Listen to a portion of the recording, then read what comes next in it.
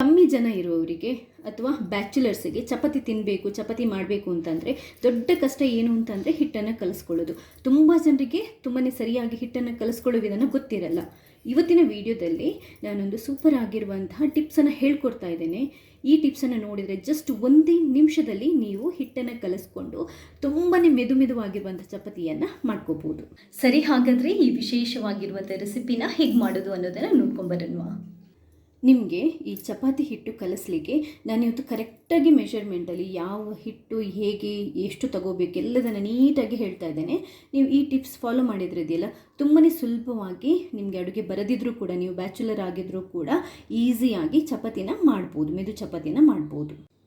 ಮೊದಲಿಗೆ ನಮಗೆ ಬೇಕಾಗಿರೋದು ಒಳ್ಳೆ ಕ್ವಾಲಿಟಿದು ಒಂದು ತುಂಬಾ ಚೆನ್ನಾಗಿರುವಂತಹ ಗೋಧಿ ಹಿಟ್ಟು.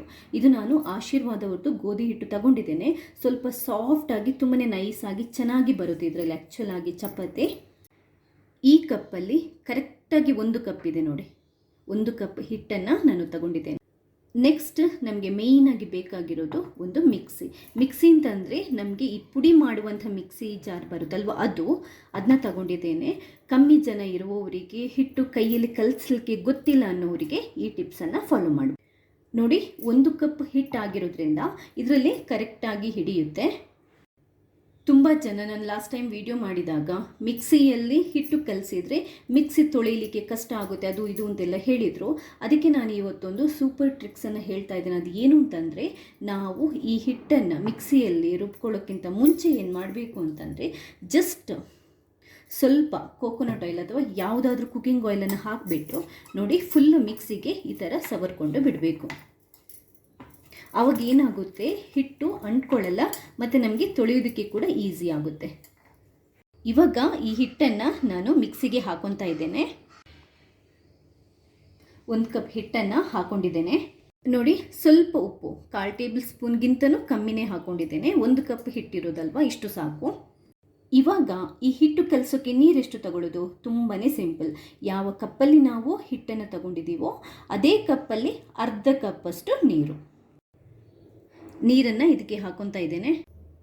ಅರ್ಧ ಕಪ್ಪಷ್ಟು ನೀರನ್ನು ಹಾಕೊತಾ ಇದ್ದೇನೆ. ಈ ಮುಚ್ಚಳನ ಮುಚ್ಚಿಬಿಟ್ಟಿದ್ರದ್ದು ಲಿಡ್ಡನ್ನು ಕ್ಲೋಸ್ ಮಾಡಿಬಿಟ್ಟು ಫಸ್ಟ್ 20 ಸೆಕೆಂಡ್ ನಾವಿದನ್ನ ರುಬ್ಕೋಬೇಕು ನೋಡಿ. ಫಸ್ಟ್ 20 ಸೆಕೆಂಡಿಗೆ ಇದು ನೋಡಿ ಈ ಥರ ಮೆತ್ತಗಾಗಿ ಬಂದಿದೆ, ಆಲ್ಮೋಸ್ಟ್ ರೆಡಿ ಆಗಿದೆ. ಜಸ್ಟ್ 20 ಸೆಕೆಂಡ್ ಅಷ್ಟೇ ನಾನು ಗ್ರೈಂಡ್ ಮಾಡಿರೋದು.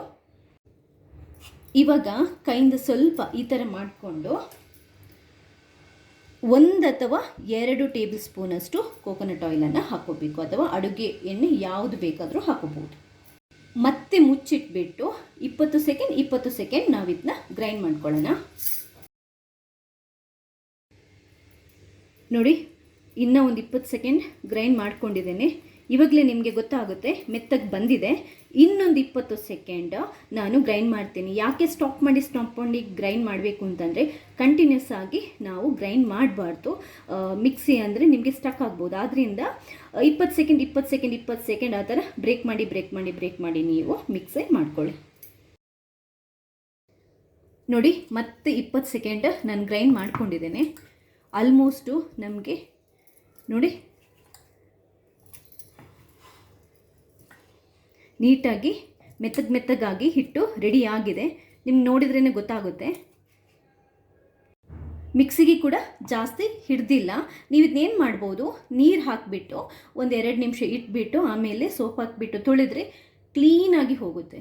ಮಿಕ್ಸಿಯನ್ನು ಜಾಸ್ತಿ ನಾವು ಅಂದರೆ ಕಷ್ಟಪಟ್ಟು ತೊಳೆಯುವಂಥ ಅವಶ್ಯಕತೆ ಕೂಡ ಇಲ್ಲ ನೋಡಿ. ಸೂಪರ್ ಆಗಿರುವಂತಹ ಚಪಾತಿ ಹಿಟ್ಟು ರೆಡಿ ಆಗಿದೆ.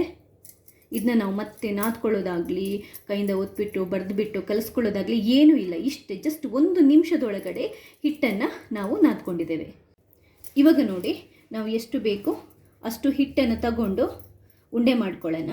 ಒಂಚೂರು ಕೈಗೆ ಅಂಟ್ಕೊಳ್ಳಲ್ಲ ನೋಡಿ. ನಿಮಗೆ ನೋಡಿದ್ರೇ ಗೊತ್ತಾಗುತ್ತೆ ಇದು ಎಷ್ಟು ಮೆತ್ತಗಿದೆ ಅಂತಂದ್ಬಿಟ್ಟು. ಜಸ್ಟ್ ಚಪಾತಿ ಉಂಡೆನ ಮಾಡ್ಕೊತಿದ್ದೇನೆ.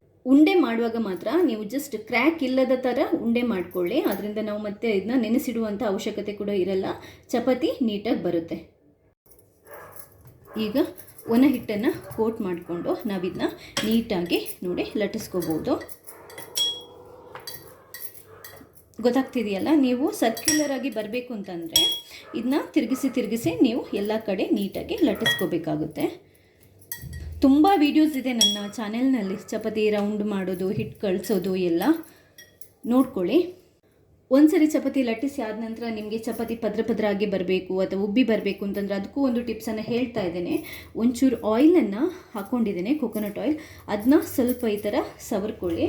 ಅದಾದ ನಂತರ ಒಣ ಹಿಟ್ಟಿರುತ್ತಲ್ವ, ಒಣ ಹಿಟ್ಟಿಂದ ಮತ್ತೆ ಈ ಥರ ಸ್ವಲ್ಪ ನೋಡಿ ಈ ಥರ ಸ್ಪ್ರಿಂಕಲ್ ಮಾಡಿಕೊಂಡು ಇದನ್ನ ನಾವು ನೋಡಿ ಹೀಗೆ ಫೋಲ್ಡ್ ಮಾಡ್ಕೋಬೇಕು.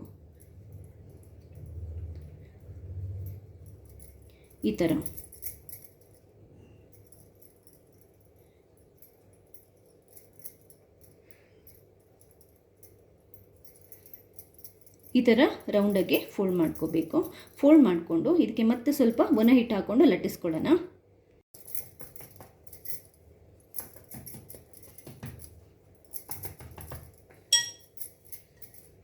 ನೋಡಿ, ನಿಮ್ಗೆ ಇವಾಗಲೇ ಗೊತ್ತಾಗ್ತದೆ ಏನಾಗುತ್ತೆ ಅಂತಂದರೆ ಒಳಗಡೆಯಿಂದ ಗಾಳಿ ಸೇರಿಕೊಂಡು ಈ ಚಪಾತಿ ಉಬ್ಬಿ ಬರುತ್ತೆ. ಈ ಥರ ಮಾಡೋದ್ರಿಂದ ಎಷ್ಟು ತೆಳ್ಳಗೆ ಬೇಕು ಹೇಗೆ ಬೇಕು ಲಟ್ಟಿಸ್ಕೊಳ್ಳಿ. ಲಟ್ಟಿಸ್ಕೊಂಡು ಇವಾಗ ನಾನು ಕಾಯಿಸಿ ತೋರಿಸ್ತೀನಿ ಚಪಾತಿ ಎಷ್ಟು ಸಾಫ್ಟಾಗಿ ಬರ್ತಾ ಇದೆ ಅಂತ. ಚಪಾತಿ ಮಾಡಬೇಕಿದ್ರೆ ನೀವು ಯಾವತ್ತೂ ತವನ ಇದೆಯಲ್ಲ ತುಂಬಾ ಚೆನ್ನಾಗಿ ಕಾಯಿಸ್ಕೋಬೇಕು, ಹೈ ಫ್ಲೇಮ್ ಇಟ್ಕೊಂಡು.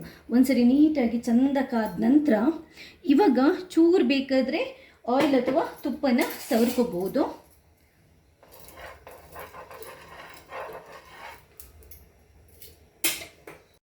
ಚಪಾತಿನ ಹಾಕೊತಾ ಇದ್ದೇನೆ. ಒಂದು ಸೈಡ್ ಸ್ವಲ್ಪ ಕಾಯಿಸಿ ಅದಾದ ನಂತರ ನಾವು ಮಗುಚಿ ಹಾಕಬೇಕು. ಮೇಲ್ಗಡೆಯಿಂದ ಬೇಕಾದರೆ ನೀವು ಎಣ್ಣೆ ಸವರ್ಬೋದು.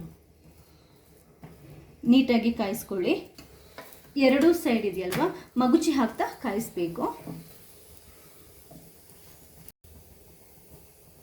ನೋಡಿ ಉಬ್ತಾ ಇದೆ, ಕೆಲವೊಂದ್ಸರಿ ತುಂಬ ಚೆನ್ನಾಗಿ ಉಬ್ಬುತ್ತೆ. ಆಯಿತು, ತುಂಬ ಜಾಸ್ತಿ ಕಾಯಿಸಿದರೆ ರೊಟ್ಟಿ ಥರ ಆಗುತ್ತೆ. ಇದನ್ನ ನಾನು ತೆಗಿತಾ ಇದ್ದೇನೆ.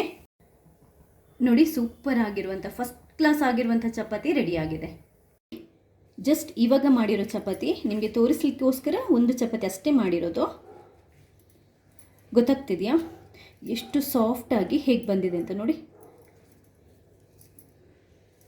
ತುಂಬಾ ಮೆತ್ತಗಾಗಿ ಬಂದಿದೆ ಚಪಾತಿ. ನಿಮಗೆ ಇನ್ನು ಬೇಕಾದರೂ ತೆಳ್ಳಗೆ ಮಾಡ್ಕೋಬೋದು ನೀವು. ಎಷ್ಟು ಮೆದುವಾಗಿರುವಂಥ ಚಪಾತಿನ ಎಷ್ಟು ಸುಲಭವಾಗಿ ಜಸ್ಟ್ ಒಂದೇ ನಿಮಿಷದಲ್ಲಿ ನಾವು ಹಿಟ್ಟನ್ನು ಕಲಸಿ ಮಾಡ್ಕೊಂಡ್ವಿ ಅಂತ. ನಿಮಗೆ ನನ್ನ ಈ ವಿಡಿಯೋ ಇಷ್ಟ ಆದರೆ ಲೈಕ್ ಮಾಡಿ, ಬೇರೆಯವ್ರಿಗೆ ಕೂಡ ಶೇರ್ ಮಾಡಿ. ಎಸ್ಪೆಷಲಿ ನಾನು ತುಂಬ ಜನರಿಗೆ ಅಡುಗೆ ಮಾಡುವಾಗ ಇದು ಹೆಲ್ಪ್ ಆಗುತ್ತೆ ಅಂತ ಹೇಳಲ್ಲ, ಬಟ್ ಕಮ್ಮಿ ಜನರಿರುವಾಗ ಬ್ಯಾಚುಲರ್ಸ್ಗೆಲ್ಲ ಇದು ತುಂಬಾ ಹೆಲ್ಪ್ ಆಗ್ಬೋದು. ಥ್ಯಾಂಕ್ಸ್ ಎಲ್ರಿಗೂ.